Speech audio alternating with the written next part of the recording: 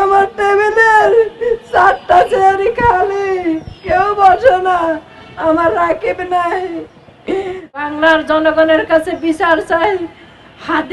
হাদির মা কান্দে, রাকিবের মা কান্দে, আর কত মা কান্না করলে এই বাংলাদেশ শান্ত হবে? আপনারা বলেন। আজকে 20-25 দিন মনে হয় পৃথিবীতে আমার সবকিছু অন্ধকার। আমি মনে হয় যেন একটা গুহাতে বন্দি আছি।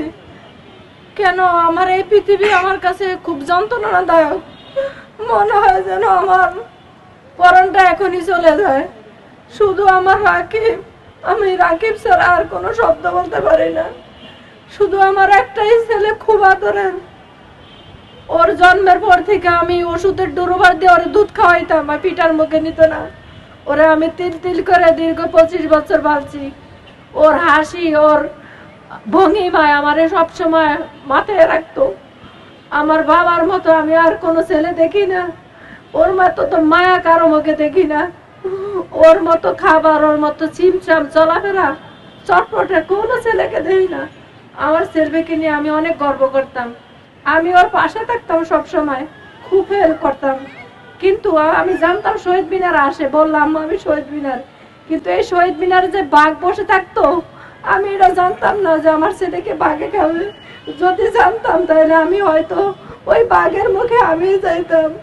কিন্তু আমি জানি না আমার ছেলে কি অপরাধ করছে যে এরকম ভাবে হত্যা করতে হবে। আজকে বাড়ি দিয়ে একটা পা কুপ দিয়া ভাঙতো, তাও আমি বুকে নিয়ে দীর্ঘদিন যে কয়েকদিন বাঁচতাম, বাবার আমি বুকে নিয়ে রাকিবরে নিয়ে থাকতাম। কিন্তু আমার দুনিয়াটা অন্ধকার করে দিয়েছে। আমার রাকিব নাই। আমার টেবিলের 4টা চেয়ারই খালি, কেউ বসে না। আমার রাকিব নাই। আমি আপনাদের কাছে, এই বাংলার জনগণের কাছে বিচার চাই। হাদির মা কান্দে, রাকিবের মা কান্দে, আর কত মা কান্না করলে এই বাংলাদেশ শান্ত হবে? আপনারা বলেন। শুধু মারাই কাঁদবে? কেন মাদেরকে কান্না করতে হয়? আপনারা আইন শৃঙ্খলা বাহিনী এতদিন কি ছিল তাও বলছেন। এখন আমাদের নতুন সরকার আসছে, আমি আশা করি বিচার হবে, কিন্তু অতি তাড়াতাড়ি বিচারের দরকার। আবার যেন আমার রাকিব হাদির মতো আর কোন মা এইভাবে কান্না না করে। আপনারা যারা আছেন সবাই আইনের প্রতি শ্রদ্ধা, সবাই বোঝেন। আজকে আমার ছেলে গেছে, কালকে হয়তো আপনাদের আত্মীয় স্বজন এভাবে ঘটতে পারে।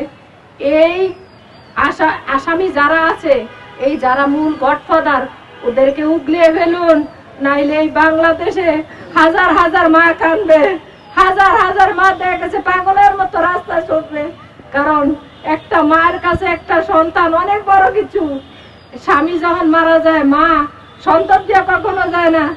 বাবা আরেক জায়গায় বিয়ে করে, মা কখনো যায় না।